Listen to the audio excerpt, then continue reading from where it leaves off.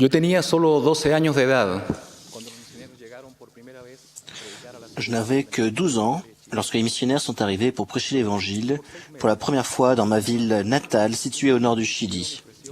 Un dimanche, alors que j'assistais aux réunions de la petite branche depuis 6 mois, un missionnaire qui distribuait la Sainte Seine m'a présenté le pain. J'ai regardé et lui ai dit doucement « Je ne peux pas ». « Pourquoi » m'a-t-il demandé. « Parce que je ne suis pas membre de l'Église », lui ai-je répondu.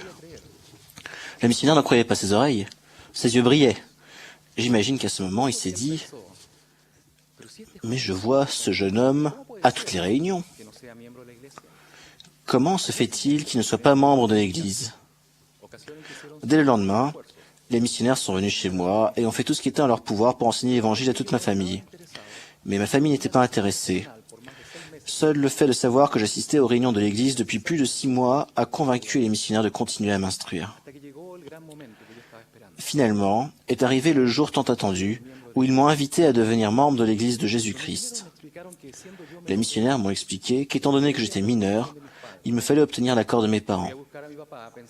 Je suis donc allé voir mon père en pensant que sa réponse aimante serait « Mon fils, quand tu seras majeur, tu pourras prendre tes décisions. » Tandis que les missionnaires s'entretenaient avec lui, je priais avec ferveur afin que son cœur soit touché et qu'il m'accorde la permission dont j'avais besoin.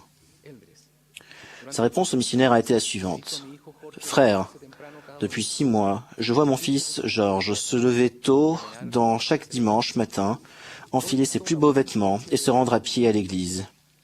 L'église n'a eu sur lui qu'une influence positive.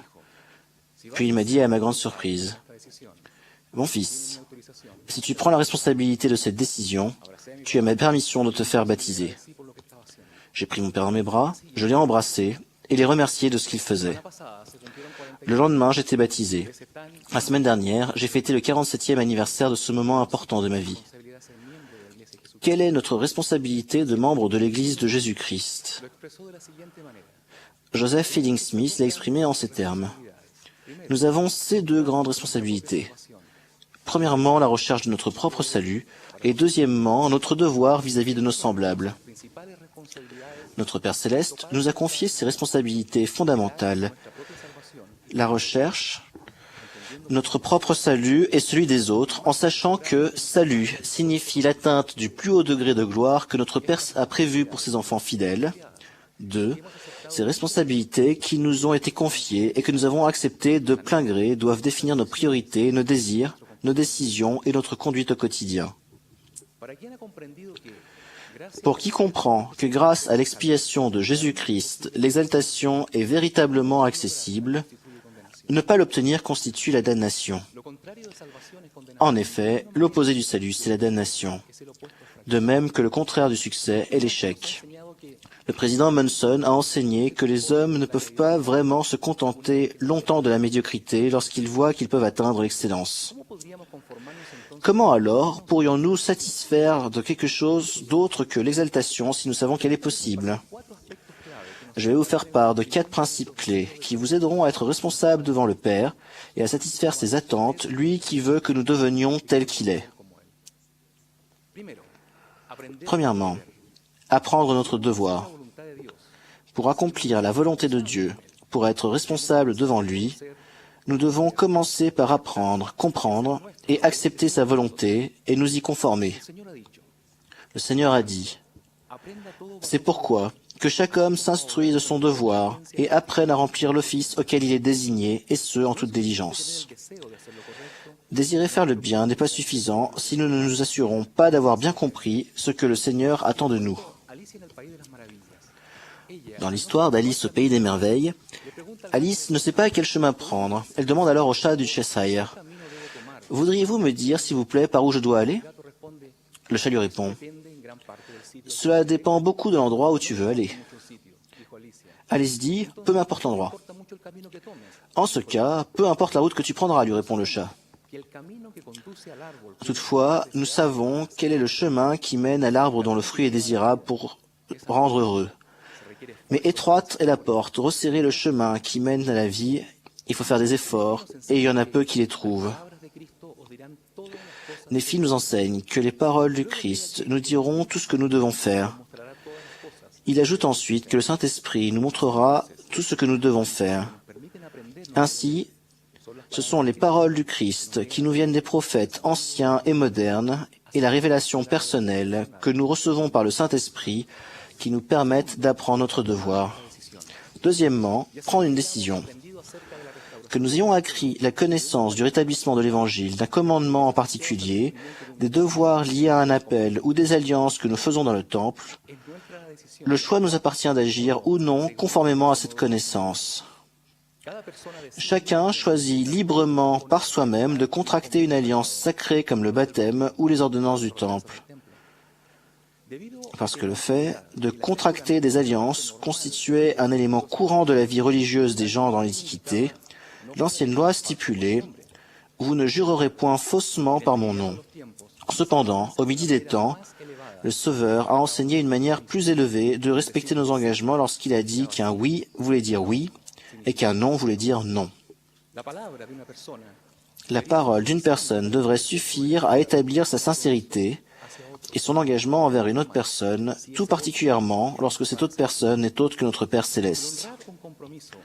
Le respect d'un engagement devient la manifestation de la sincérité et de l'honnêteté de nos paroles.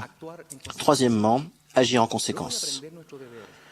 Une fois que nous avons appris notre devoir, que nous avons pris les décisions qui découlent de ce que nous avons appris et compris, nous devons agir en conséquence. L'épisode où l'on amena un paralytique devant le Sauveur pour être guéri constitue un grand exemple de détermination à tenir ses engagements envers le Père. Jésus, voyant leur foi, dit au paralytique, « Mon enfant, tes péchés sont pardonnés. » Nous savons que l'expiation de Jésus-Christ est essentielle au pardon de nos péchés. Mais au moment de la guérison du paralytique, ce grand et merveilleux événement n'avait pas encore eu lieu. Gethsémanée ne s'était pas encore produit. Cependant, Jésus a non seulement béni le paralytique en lui permettant de se lever et de marcher à nouveau, mais il lui a accordé le pardon de ses péchés, donnant en cela un signe clair qu'il n'échouerait pas, qu'il tiendrait l'engagement qu'il avait pris à l'égard du Père, et qu'à Gethsémanée et sur la croix, il accomplirait ce qu'il avait promis de faire. Le chemin que nous avons choisi d'emprunter est étroit. Il est parsemé de difficultés, et pour rester sur ce droit chemin et avancer avec diligence, il nous faudra toute notre foi en Jésus-Christ et tous nos efforts. Il nous faut nous repentir et être obéissants et patients, même lorsque nous ne comprenons pas toutes les circonstances qui nous entourent. Nous devons pardonner aux autres et vivre en accord avec ce que nous avons appris et avec les choix que nous avons faits. Quatrièmement, accepter de bon cœur la volonté du Père. Être disciple, d'une part, requiert d'apprendre notre devoir de prendre les bonnes décisions et d'agir en conséquence, mais d'autre part, il est essentiel de développer notre capacité d'accepter la volonté de Dieu, même lorsque celle-ci ne correspond pas à nos justes désirs ou à nos préférences. Je suis très impressionné par l'attitude du lépreux qui vint voir le Seigneur, se jetant à genoux et lui dit d'un ton suppliant, « Si tu le veux, tu peux me rendre pur. » Le lépreux n'a rien demandé de particulier, bien que ses désirs aient certainement été justes. Il était simplement disposé à accepter la volonté du Seigneur. Il y a quelques années, de très bons amis à moi, des gens fidèles, ont reçu la grande bénédiction d'avoir enfin un fils après avoir prié pendant longtemps. La maison était remplie de bonheur, tandis que nos amis et leurs filles, qui étaient jusqu'alors filles uniques, se réjouissaient de la compagnie de ce petit garçon. Un jour, cependant, il s'est produit quelque chose d'inattendu. Le petit garçon, qui n'avait alors que 3 ans, est tombé soudain dans le combat. Dès que j'ai été informé de la situation, j'ai appelé mon ami pour lui exprimer mon soutien en ces moments difficiles. Sa réponse fut vraiment une leçon. Il m'a dit, « Si c'est la volonté du Père de le reprendre auprès de lui, nous sommes prêts à l'accepter. » Les paroles de mon ami ne contenaient pas une once de plainte, de rébellion ou de colère. Bien au contraire. Je pouvais sentir dans ces mots toute la gratitude qu'il éprouvait envers Dieu pour avoir eu la chance de vivre ces brefs moments avec son petit garçon, ainsi que sa disposition totale à accepter la volonté du Père à leur égard. Quelques jours plus tard, ce petit enfant a quitté cette terre pour retourner dans son foyer céleste. Avançons avec diligence en apprenant notre devoir, en prenant de bonnes décisions, en agissant en conséquence et en acceptant la volonté de notre Père céleste. combien je suis reconnaissant et heureux de la décision que mon père m'a laissé prendre il y a 47 ans. Avec le temps, j'ai compris que la condition que mon père avait posée, à savoir que je sois responsable de ma décision, signifiait être responsable devant mon Père céleste et rechercher mon propre salut et celui de mes semblables, devenant ainsi petit à petit ce que le Seigneur veut que je devienne.